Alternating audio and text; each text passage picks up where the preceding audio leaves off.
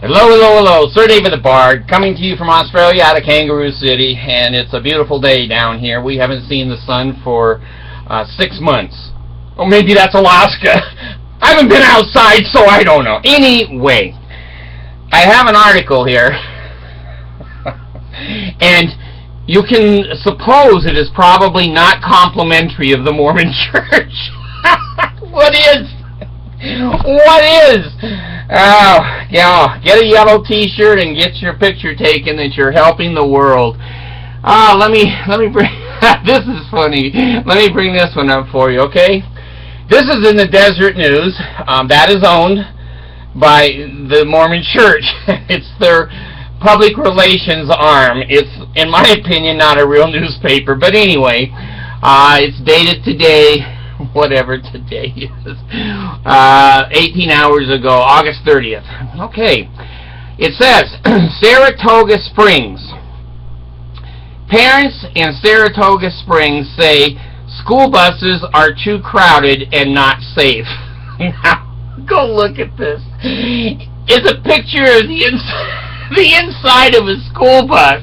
And Mormons, they can populate. There's no damn doubt about it. There's kids hanging on the floor, sitting on the floor, you know, trying to stand up. Anyway, let's read the official Mormon side of this. Some parents in Saratoga Springs say buses for Vista Heights Middle School are overcrowding, forcing some kids to sit on the floor, and that's not safe. The Alpine School District said it is trying to adjust the routes to fix overcrowding, but it doesn't help that some students aren't taking their assigned buses. Now listen, if you're a school district anywhere in this world other than Utah, you have a couple of spare buses. You don't make students run down the road behind the bus while the other ones ride on the bus. It's not the Philippines where you put 92 kids on the roof of the bus. Jeez, what next for the Mormons? What next? They are paying the least amount of money per child in the United States for school. The least, and they're proud of it. They're proud of it.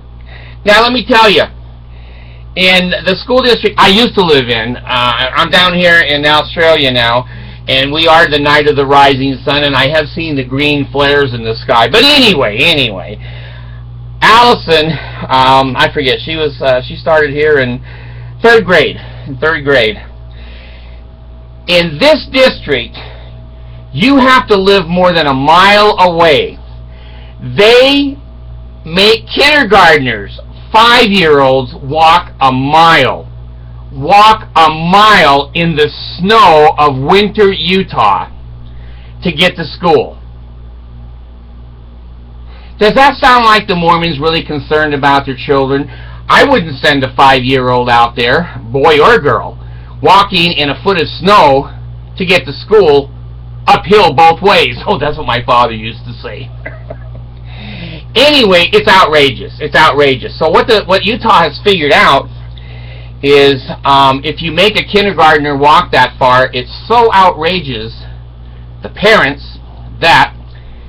will take the kid to school. They don't need to buy any more school buses. Well, anyway, over here in Alpine and Saratoga Springs, the kids are running behind the bus, going, and the bus door is open. You know, it reminds me, I'm going to get off on a subject here. It reminds me, I used to drive a charter bus when I was at college at BYU, and I took a group of senior citizens up in the high mountains here in Utah.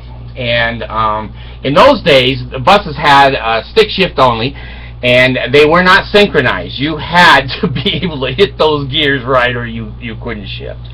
Anyway, it was an old diesel bus, and I stopped in the middle of the road. I don't know if there was a deer looking at me, or maybe there's some deers in the back seat. I don't know. But I stopped in the middle of the road, or the side of the road, on my side, and when the emergency was over or whatever, I tried to get going again. That damn bus was on a hill, and it was loaded with senior citizens. So I said, hell, I'm stuck here in the mountains with what I think it was 55 that bus used to hold. Senior citizens. They can't walk. They got to go to the bathroom. My God. I'm saying this is an emergency. So I kept letting the clutch out, racing the engine. The clutch just sat there and burned. It wouldn't go anywhere. So I said, well, how am I going to get this bus moving? So I asked for 20 men that could actually stand on their own, not fall down, and no one in a wheelchair or a walker, to get the hell off the bus and lighten my load, push their ass as hard as they can on the back, and let me get rolling. And when I think about a diesel, is once you get a diesel rolling, it won't quit. I don't care how slow it's going, it will not quit. And so I knew if I could just get it to roll a few feet, it would go. So these guys got out. I never thought about liability. I never thought about one of them dropping dead of a heart attack. Hell, I just needed to get that bus rolling. So they went back, and they started pushing the bus, and they were signaling to me, go. Well, damn, the bus started to go. And it was rolling, and I said, shit, now I can't stop to pick these poor bastards up that got us going. So I had the seniors in the bus yell to them, run up to the front door, it's open. I just kept rolling. Now you better be a fast senior to be able to catch a bus. So they did, all 20 of them, ran like hell, came up to the bus. I had the door open. Congratulations, get in, go in the back. So that's how I got that bus going. Well, that's one of my bus stories. But anyway, here we are in Utah. The kids are riding behind the bus. They're dragging the kindergartners with chains. And we love children. We're Mormons and we love children. They are extremely overcrowded. One of those kids sitting on the floor is Bushman's 13-year-old. He says, my daughter sat on the floor and rode between the driver and the door. Now let me tell you something. There's not a state in the world, even Utah, the door passage and the steps up to the door, you've seen it on a bus. It says, don't stand beyond this line. You're not allowed to be down there with the driver, but the 13-year-old girl was. I guess it was better to ride there than to get raped. In Utah, the bus drivers, how do you know? They could be Mormons too and rape the girl down there. So anyway, she's riding where it's totally against the law. For the students who aren't on the floor, they are sitting 3 to a seat. They know how many kids live here, and they count the number of kids to go to school, and all the kids needed a seat. Now, this is Utah. The time to set the bus routes up is summer. The time to know how many kids are going to be on bus routes is the summer. Here it is, the first week or two of school, and kids are running. They're dragging on the windows, and some asshole Mormon goes, man, I didn't think we were going to have this many kids. It was sacred. It wasn't secret. It was sacred how many kids we were going to have. So anyway, I find this to be totally funny crap. The first day of school rolls around, we have 75% growth instead of 50%. Yeah, well, how do they miss that? How do they miss that?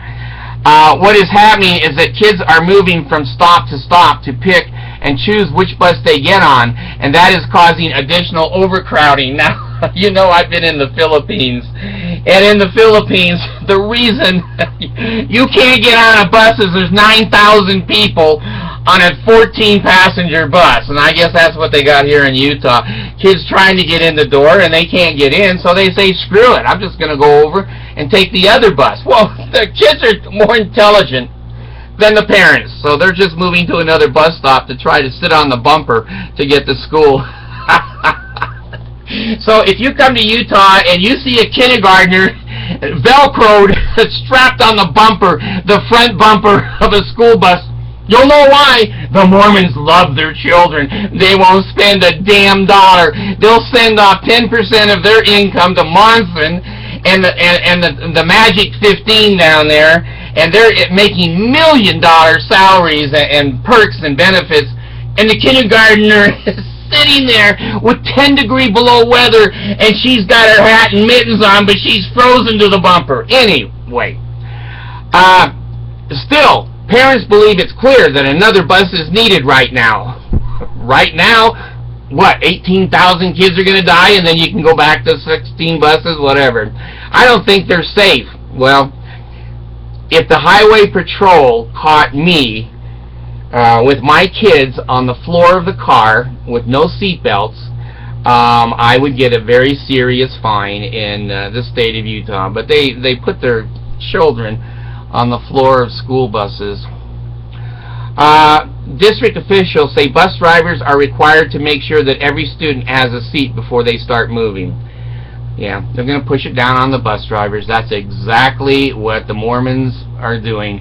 You take a look over here. Go get on Desert News and look at these kids' faces. It looks like Auschwitz. They're all going to the concentration camp. They're piled on. It doesn't matter. They're going to be naked and gassed anyway. So the kids know what's going on. It's the parents that don't know anything. Oh, God. So anyway, watch out for that kindergartner sitting on the bus bumper, and she's got probably 2 or 3 of her sisters on the back bumper. And 1 or 2 kids open the emergency door, and they're hanging on the outside of the bus on the emergency door. Thanks.